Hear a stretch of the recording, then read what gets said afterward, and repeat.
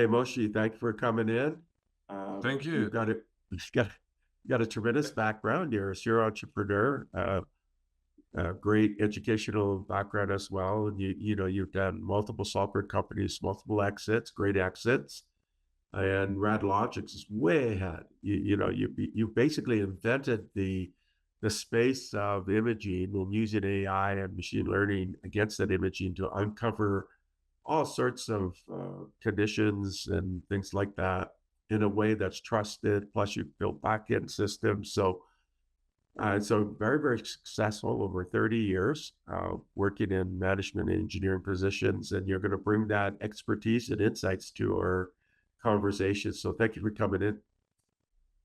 Thanks for having me. Good to see you again. So it's been a while since we had our last talk. So I'm gonna Mhm. do this question again. What were the two or three inflection points in your life that made this wonderful serial successful entrepreneur that you are today? And it could have been when you were 5 years old, it could be something in school, inside family, outside family, it could have been early career moves. What are those three magic moments that made you?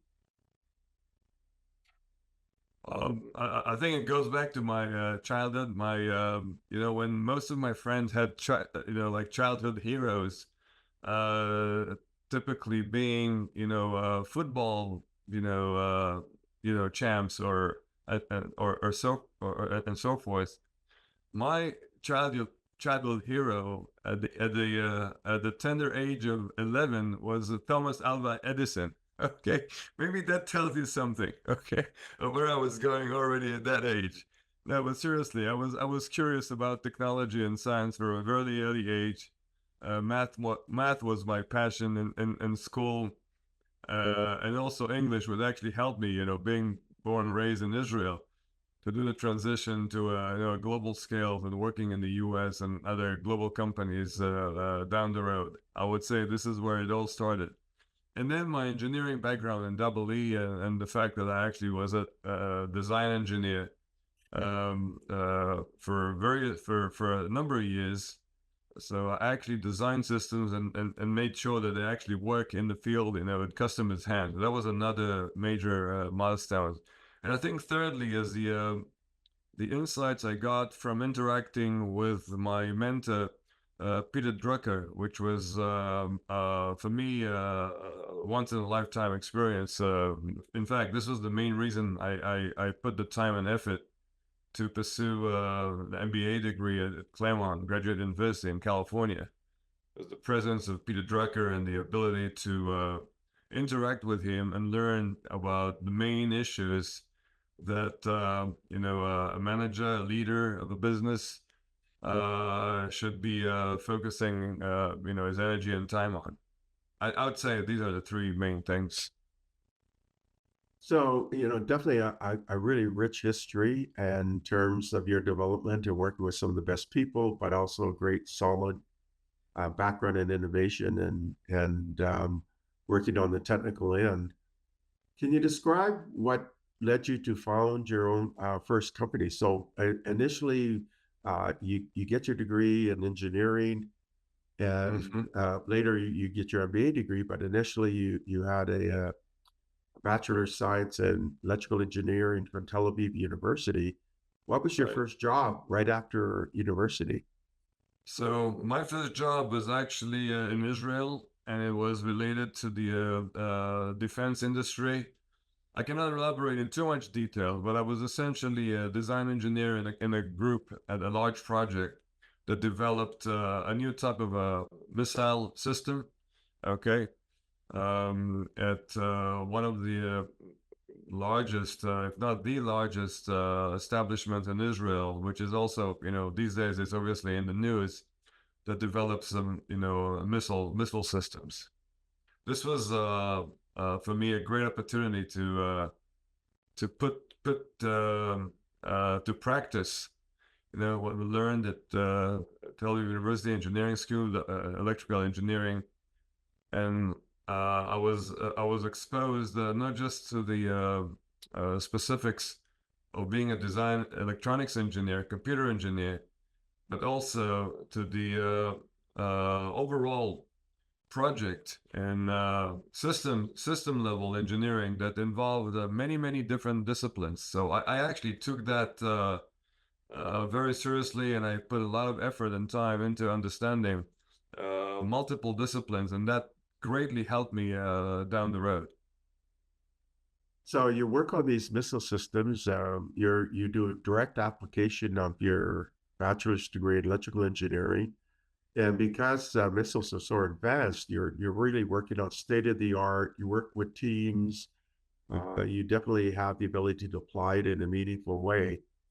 And then where did you go from there? This was my first, I call it my first career. And at some point, I decided that I wanted to pursue kind of like entrepreneurship. And the place to do this, back in the day, the Israeli market was less developed compared to how it is today in terms of the high-tech industry, entrepreneurship, and the ability to raise investment to early stage ideas or concepts. So I moved to California, and at the get-go, I joined a very small team. It's essentially a very early stage a company in Anaheim, where I became essentially a project leader.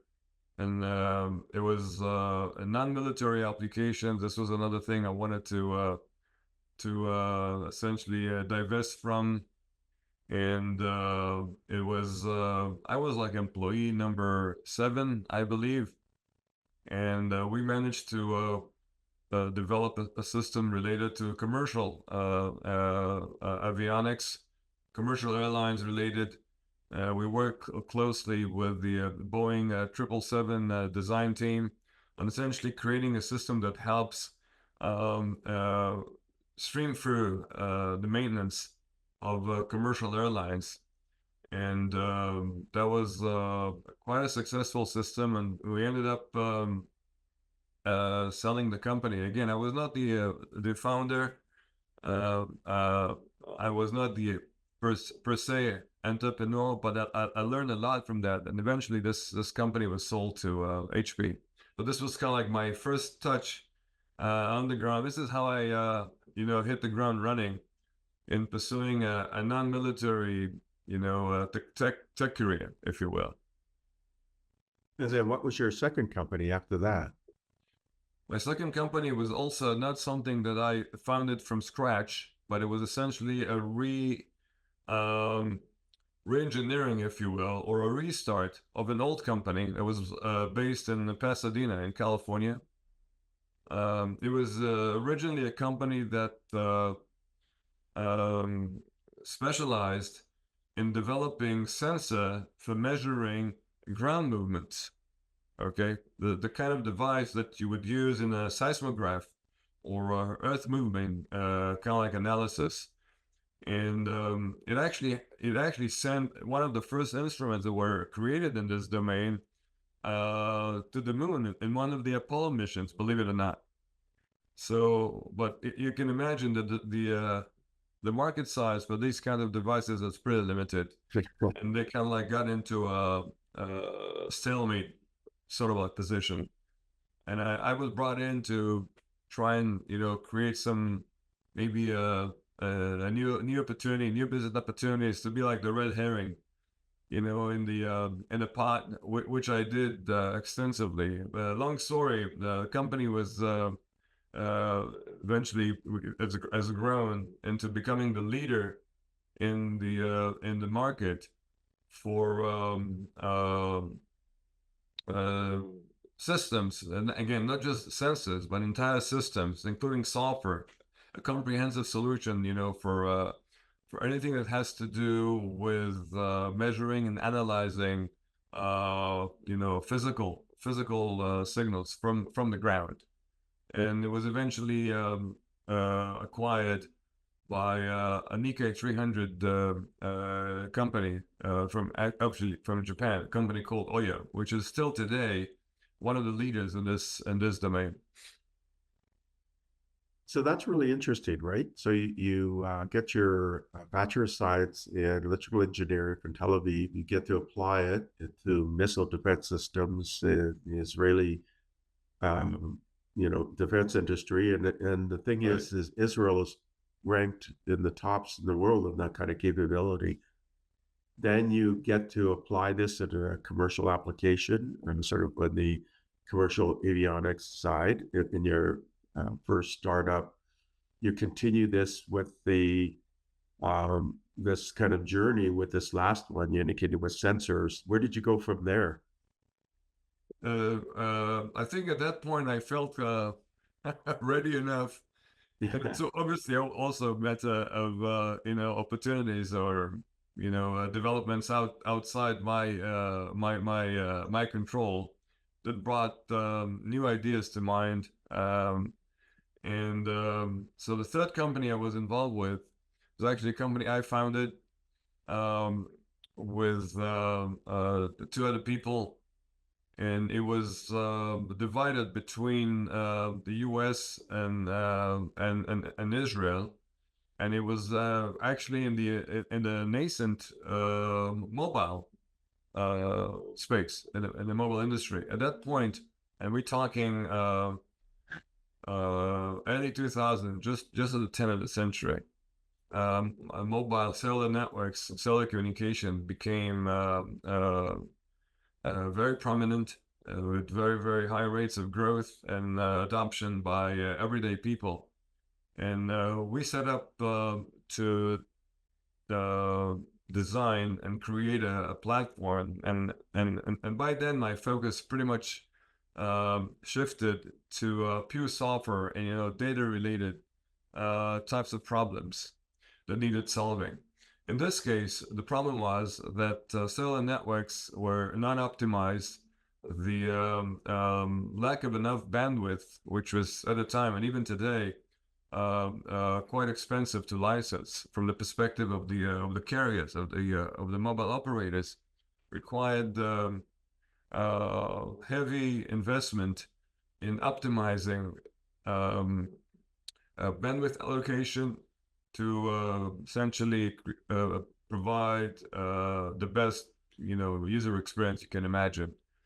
We delved into that issue and created one of the first of its kind platform that combined the location information from a cellular network of where the actual users are in any given time in real time, and optimize the network operating parameters to provide better coverage, better bandwidth, better quality of service, and also as almost initially as a side effect of that, be able to provide what at the time was we started calling location-based services.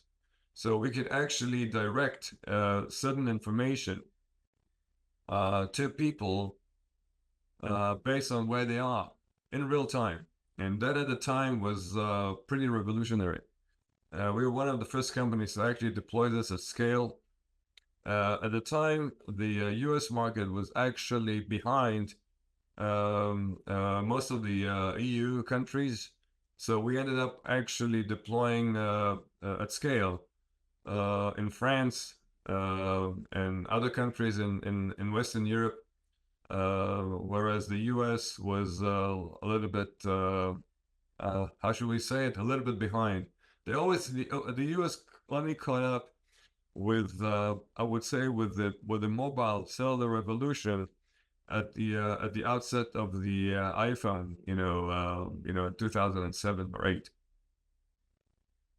So that's a really kind of an innovative area where you could do directed some location-based things on the cellular marketplace. It was unique. That's right. And so what happened with the company that you formed? Oh, this company, its name is WebTrack.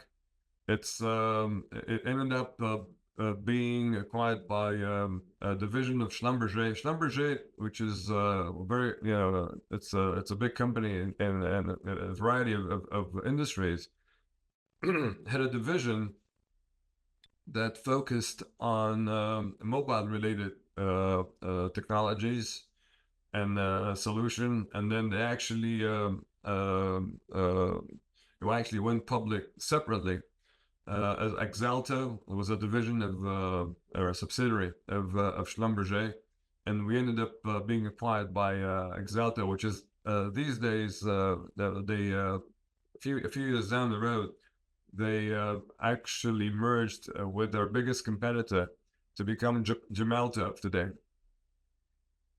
So that's a successful exit. So you've got a series of companies that were acquired, one of which you founded, and so you've Right. had a lot of early stage experience of what it's like to be in a company, and it's from Absolutely. product, yeah, from product or problem solution to product market fit, and then scaling. Right. So what lessons would you give to entrepreneurs that are out there, because you've been a series of companies that have succeeded? The best lesson I could give from that perspective is actually related to my fourth um, uh, company that I actually founded, which actually failed.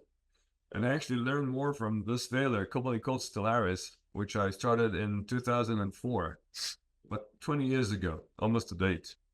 And was trying to solve a major problem in Wi-Fi networks. Again, the same notion of trying to optimize a very limited resource, allocation and management in real time, rather than in the cellular space. This was in the Wi-Fi space. Wi-Fi is a great solution in areas where there's no much congestion, because the allocation of bandwidth is quite limited. It's an unlicensed network. It's free. You can just use it anywhere. And because it's unlicensed and it's free, the amount of bandwidth that's available for use is quite limited.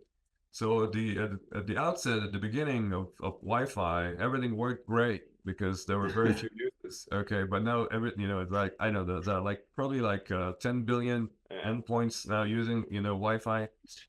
So when you get into a much more congested situation where many users are trying to access the network at the same time, you get into a huge problem in terms of the quality of service, and sometimes not being able to actually communicate at all. I don't know if you remember at the one of the presentations of Steve Jobs of the iPhone. I think it was like the first iPhone 3G back in 2008 or 9.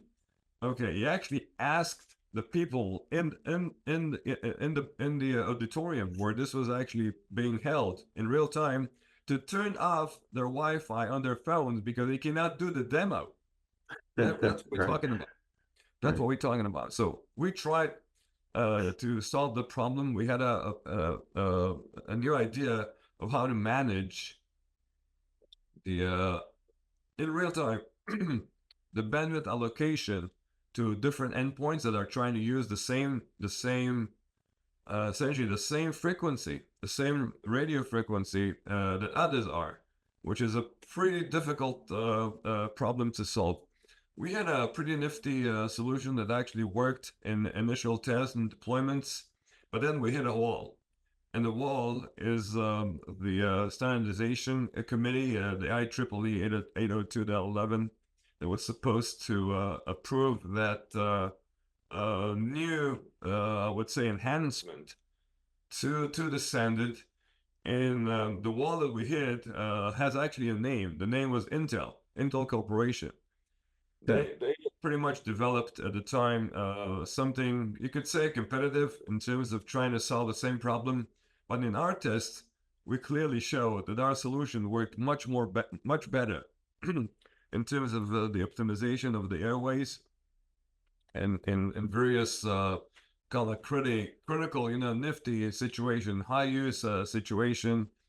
But we couldn't get through, and eventually Intel won the fight, and their solution pretty much ended up being part of the next generation of the approved 802.11 standard.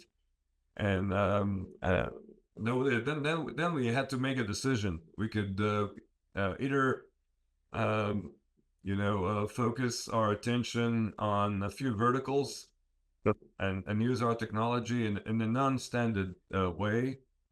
And there was plenty of opportunity to do that. But going back to your question about the lesson to that entrepreneurs should take out of this, the lesson is a lesson of opportunity cost. We decided, and I actually led that decision, to actually return some money back to investors and pull the plug on this on Stellaris, because I just thought that not being able to serve the larger market of Wi-Fi and just limit the solution to a few verticals that could benefit, but it was very, very limited scale, would be a waste of resources and quite frankly of my time. And this is probably the most critical opportunity cost that entrepreneurs should consider, is their time and effort. We decided to pull the plug on this company, and I moved on. So that's interesting. You learned a lesson in terms of you have a standard that moves away from what you're trying to do. Right. You had developed for kind of broad deployment. What you're left with are niche markets, and you're just finding that the return of value in those niche markets don't warrant your time or the energy That's to right. develop those markets, right? So I remember thinking about when I had you just trying to reflect now. You're reminding me when we had that analysis, and obviously this is not an easy decision to make, to just pull the plug on on something that you put quite a bit of effort. I worked on this for about 3 years. We had a team, everything. But then talking about my background, the one of the main things I've learned from Peter Drucker is actually related to this, because at some point in his career, he became a personal consultant to Jack Welch at GE. And one of the main things, and I remember he telling me this, one of the first thing he mentioned to Jack Welch is kind of like his advice for where GE should go from where they were at the time, was that analyze all your markets, all your businesses, all your business units, and assign a score to each business unit. And if it cannot be either number one or number two in that particular market, just dump it and move on. And I took that to heart and to mind, and this was pretty much one of the main reasons why I decided to pull the plug on Stellaris.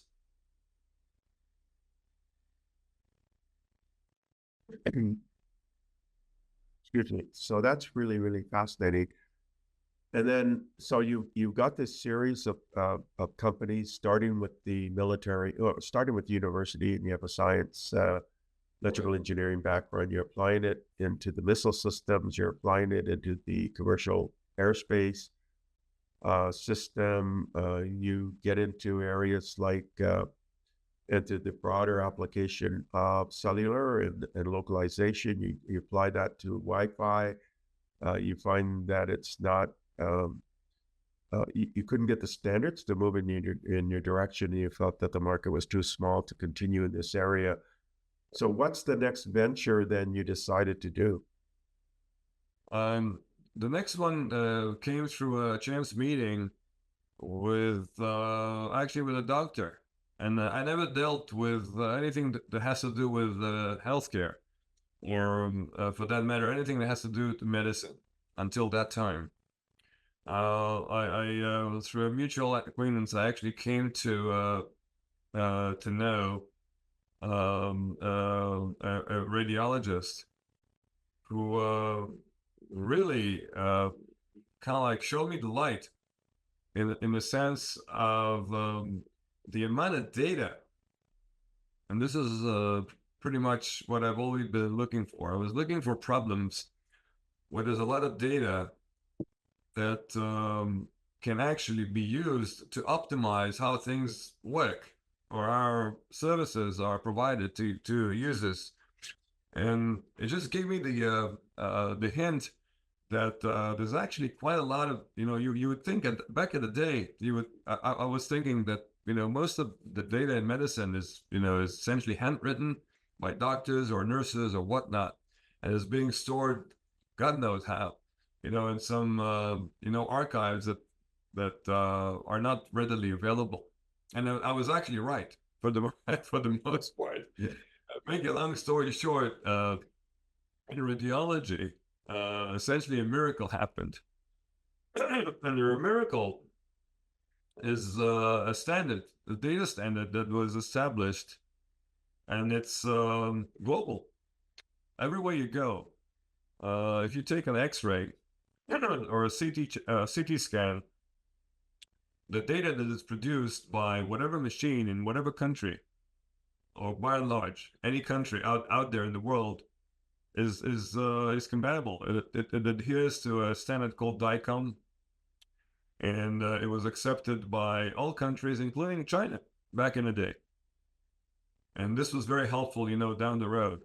But this thing of having data, which is digital first, okay, in a digital form, it's actually produced digitally. There's no back in the day, there were actually films, and some radiologists are still referring to X-rays as films, quote unquote.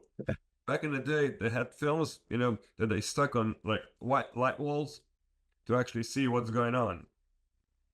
Very quickly, and we're talking at least 20 plus years ago, everything became digital, and even a simple chest film became a digital piece of data that you can retrieve and analyze, and that was key. When CTs came along with a much broader volume of data being produced for every scan, obviously it was all digital. I mean, there's no way to see. I mean, typically you could, theoretically you could actually create a CT scan and produce it on film so that you can actually see each and every slice that the machine took. But very quickly it was obvious that the data would be provided in a digital format, hence DICOM. And for me, this is like really eye-opening. I put some effort into this. I looked at other areas of medicine where there's a lot of data. For instance, there's actually an area of medicine, pathology in particular, which actually produces more data, theoretically, more data than radiology. All these strips that they analyze for various disease, cancers, and so forth, actually create inherently more data than in radiology. Problem is, this was true when RADLogics was founded. Today the situation is a little better. Is that it's not doesn't have an equivalent DICOM standard, and it's not stored and processed in a strict digital format that can be readily accessible to anyone that wants to do any analysis on those images. Long story short, radiology was the place to look for opportunities to do data analysis with obviously with software. And the first area that we focused on was for diagnostics. Most of the use of radiology is actually for diagnosing a disease. And today, essentially, a lot of the early diagnosis in pretty much any disease that you can actually see in the body or need to be able to see actually in the body is being diagnosed initially. The initial diagnosis is done by imaging and by radiologists that look at the images as they are produced by the scanners, and it could be as I mentioned, simple X-ray machines, and then CTs, and these days MRI, increasingly MRI, PET CTs, ultrasound. It's all digital data that people look at to try and find any signs of particular disease that they're looking for.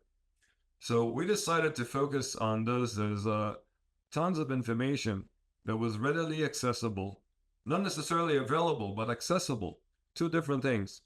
And we decided to start RADLogics to create a platform and a bunch of applications, algorithms that would help radiologists rather than replace them. This is not an attempt to replace radiology as a profession in medicine.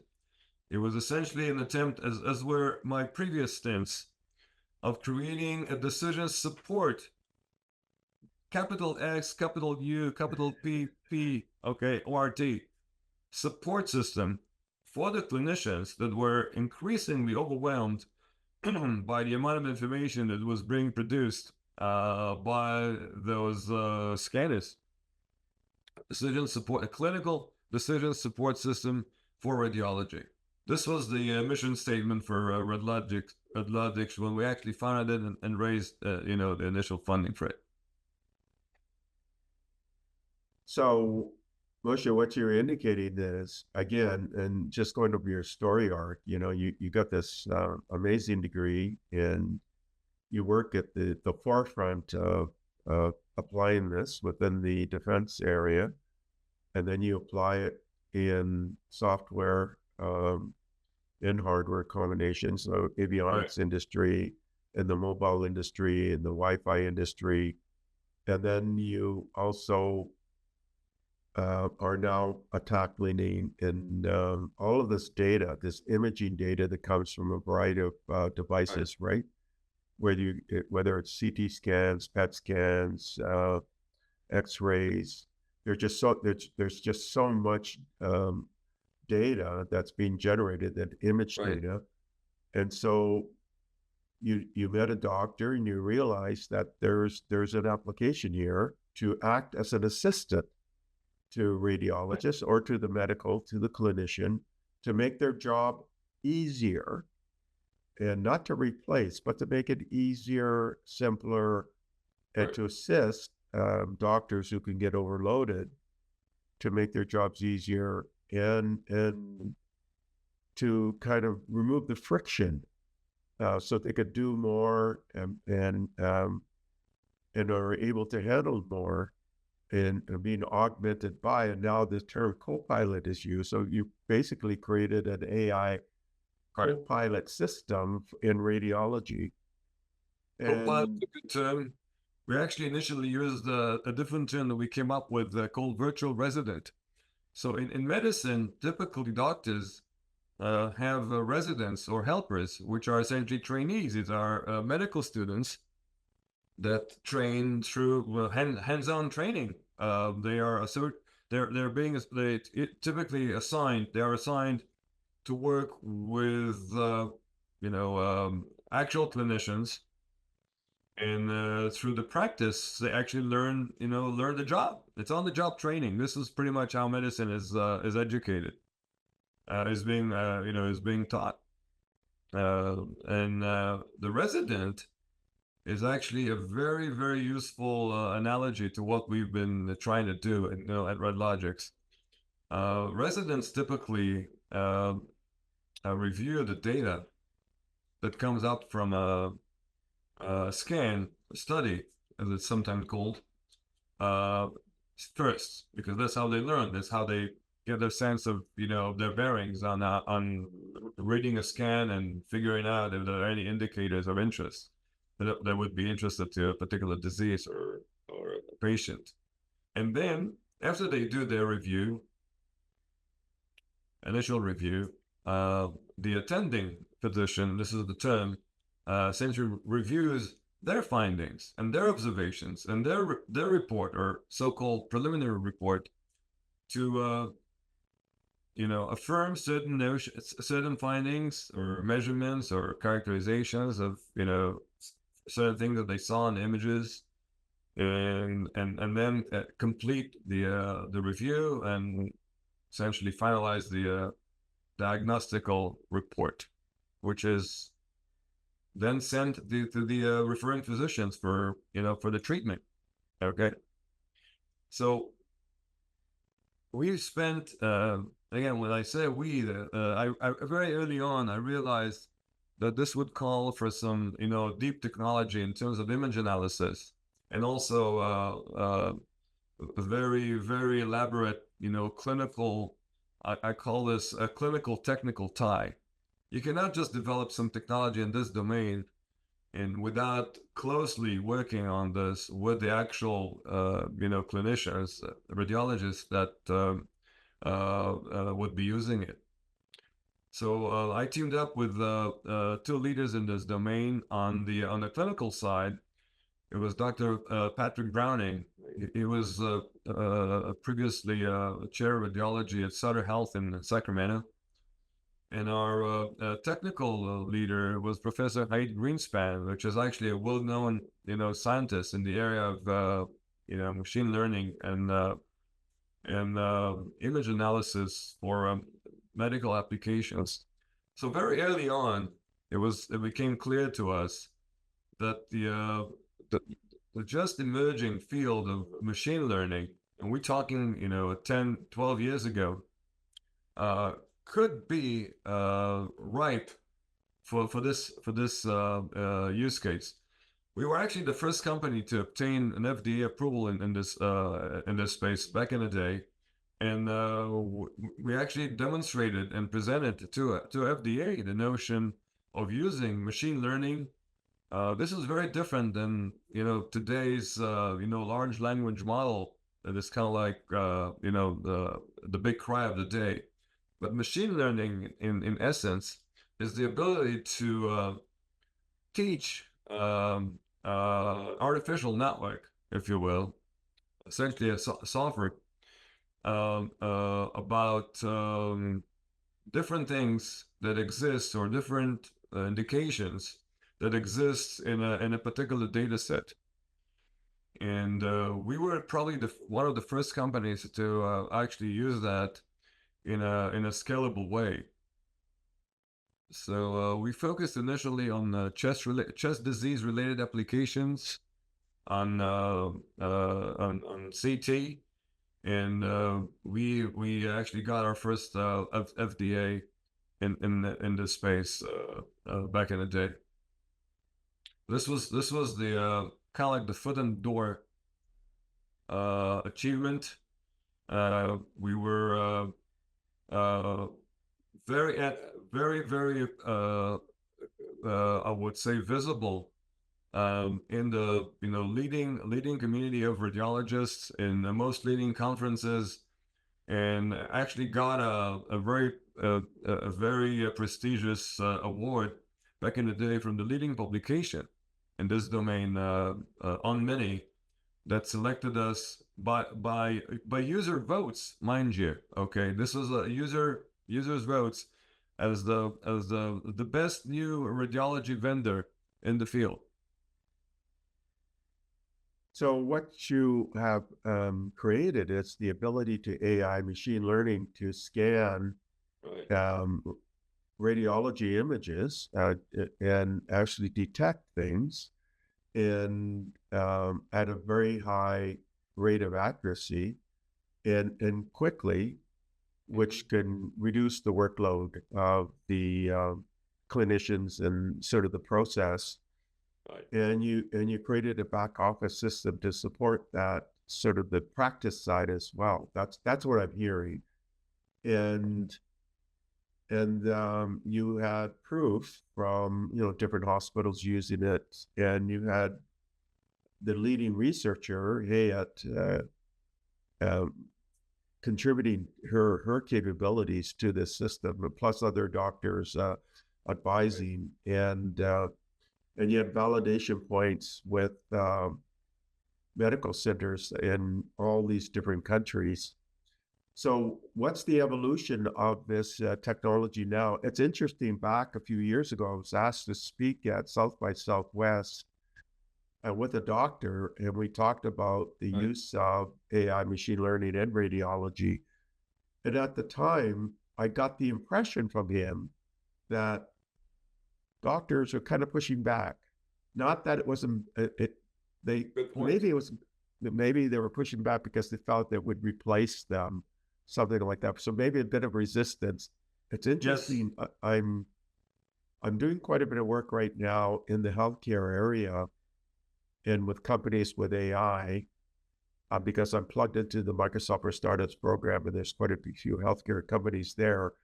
But the appetite, I would say, with the medical community has started to change, especially after COVID. There's this kind of recognition that, you know what, these tools do work. They really are an assistant. Right.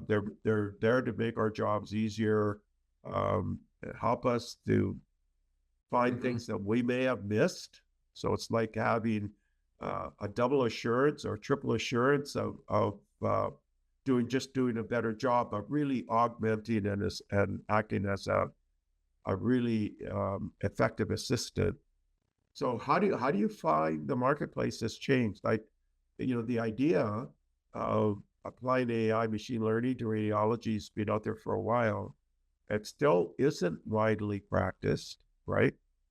And but I think Yeah. the appetite is changing. How are you finding that, and how are you pivoting with your company? So the thing with radiology, it was kind of like the low-hanging fruit, if you will, at the time. And after we pioneered this area, many other people figured out that this could be also an interesting opportunity for them. And there was a nascent, I would say, crowd of startups that emerged. I remember at some point at RSNA, I think it was in 2016, I believe, or 17, that there were actually about 100 companies that were actually presenting at RSNA, and most of them had like maybe one app, one algorithm that looked at the particular indication, the particular type of image, and it was obvious for most people that were looking at this. This is not sustainable. There was no established standard or platform for this use case. And the biggest issue, and everybody was kind of hoping that this would change, but it hasn't so far. And I don't think that it would in the foreseeable future, is the issue of reimbursement, payment for the actual use of this technology specifically. The only area in radiology where there's actually reimbursement, or the main area in radiology where there's actually direct reimbursement related to image analysis or computer-aided detection, as it sometimes is called, is in mammography. In mammography, there's essentially a standard of care that was established 20 years ago or so to review the radiologist read of a mammo by computer software, so-called second reader, which would be prudent to do, and it was showcased in many different studies to improve the accuracy and reduce the error rate by radiologists. So this became a part of the standard of care, and it's specifically being paid for. In any other main area of radiology use, there's no such thing. So with the lack of reimbursement, going back to your point about some pushback from radiologists, beyond the issue, maybe a more like visceral issue of feeling like perhaps that sometimes this technology would replace them, right? I think the actual reality was more I would say prosaic in the sense that it's a matter of reimbursement and payments. The doctors just felt that if the institution paid something for the use of the software, okay, eventually this will have to come from their pay, because it's in essence like a zero sum game. There's like a certain reimbursement for what do I mean here? There's like certain reimbursement, say, for reading a chest CT scan. Okay, there's a fixed number that's appropriated by Medicare or private insurance, and doctors just have been feeling that if they provide um, start using software to help them in the diagnosis, then whatever they need to pay for the use of the software would come up from their fixed amount of reimbursement that they're getting from insurance or from Medicare, and that pretty much killed that market. It would never scale. We were actually one of the first to launch this at a commercial hospital, in the Bay Area in California, and designed a platform and launched a platform that could really work at scale. We actually tested it. We were the first one to launch something like this on AWS back in the day, and tested this at scale to be able to process 1 million CT scans per day from a computing, capability. And we're talking already the use of GPUs for AI and deep learning, inference and analysis.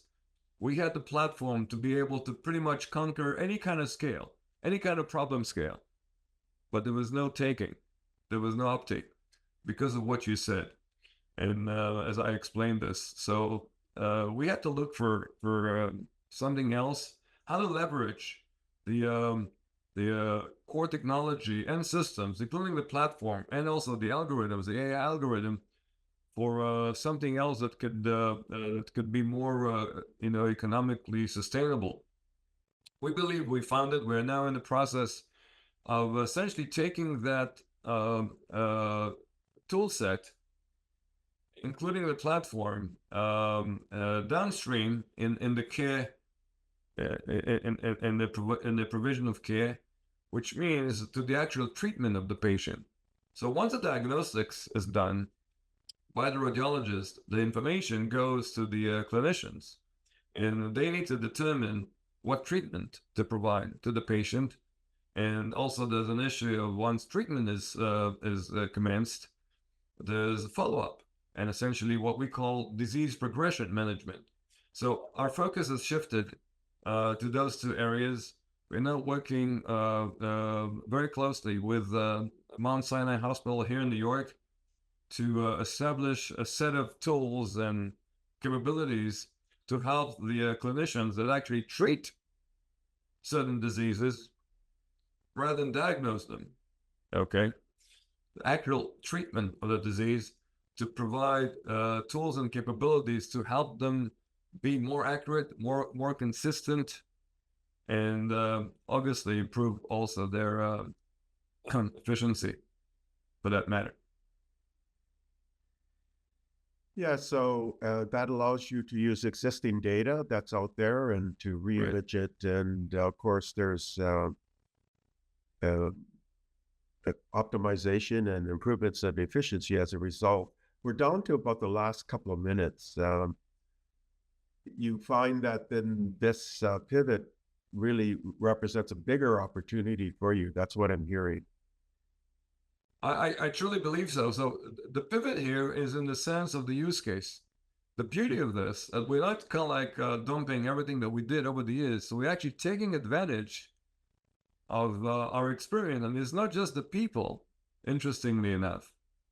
It's also the software. So the interesting thing about AI from this perspective is that we actually have a system that can learn. So the software is actually learning from the experience that it gets by exposing it to more and more data, more and more scans, more and more CT scans or whatnot. Okay, so we accumulated over the years, okay, a system, essentially an apparatus that has learned. It's like, so if someone would start today, okay, doing something similar to this, okay, they're going to have to take some baby steps to get to any level of suitable performance. And what we have here, I would not call it an adult, okay, in analogy, but we have at this point, I think we have like a teenager, okay, and an adolescent that have learned quite a bit, over the years, and it's not clear yet, what they want to do, what they can do with all the knowledge that they've accumulated over their upbringing, if you will. So now we're using that much more mature, if you will, technology and system to put it to work with a family of issues, a family of problems, if you will, opportunities, if you will, that have a much more well-established business model, and the value proposition is much better received by the medical establishment. That's the key that we were missing initially with radiology. So what I'm hearing though is that you can use existing data and you can unlock, miscoded or things that are being missed before. You can just use existing data and find more. Then so that's it's two things. It's two things, Stephen. It's the data that we have, and we also have a bunch of data that we have accumulated over the years, and we are allowed to use the metadata that we produce. This is part of our license. This is how we created this for further development and improvement. So it's a combination of the data itself and the machine, the software that has been continuously trained, okay, to work on the kind of relatively similar issues, clinical issues, clinical indications that we are now focusing on. And you can unlock things that are missed in that clinical data that's already there. That's right. And that's the big opportunity that's available globally. So Moshe, you got a minute left. Is there any sort of recommendations you want to leave the audience or questions? Questions. With a very short time that we got, you're asking me about recommendation. If it's in the global sense of you mentioned entrepreneurship, then I would say always look for a problem rather than start with a solution, and try and make it or focus on problems. And I didn't kind of like mention this before, but try and look at problems that are big in scale. Because what I did learn, another thing that I've learned over the years, that the amount of effort that it takes to actually develop a solution, bring it to market, and put it in the hands of users is very similar, no matter how big the market is for that particular problem. So since we only have very limited resources and time on this planet, I would recommend that you find big problems and put your effort and energy and money, okay, on big problems that can actually serve many people, as was the case in medical imaging for diagnosis. Huge number, like 5 billion, studies are being done per year, globally. That's a big problem, okay? And if it succeeds, then it's a big market. It could be a multi-billion dollars, tens of billions of dollars worth of a total available market. That would be my I would say foremost recommendation, kind of like to wrap up our discussion here. Well, Moshe, you are the leader in uncovering big markets and having the best solutions out there for the marketplace. And it's really the marketplace catching up to your vision. That's always been years ahead, and that's what's happening today. So thank you for coming in and sharing your years of insights, your many years of entrepreneurship, of leading innovation and fostering innovation globally to our audience. Is very much appreciated.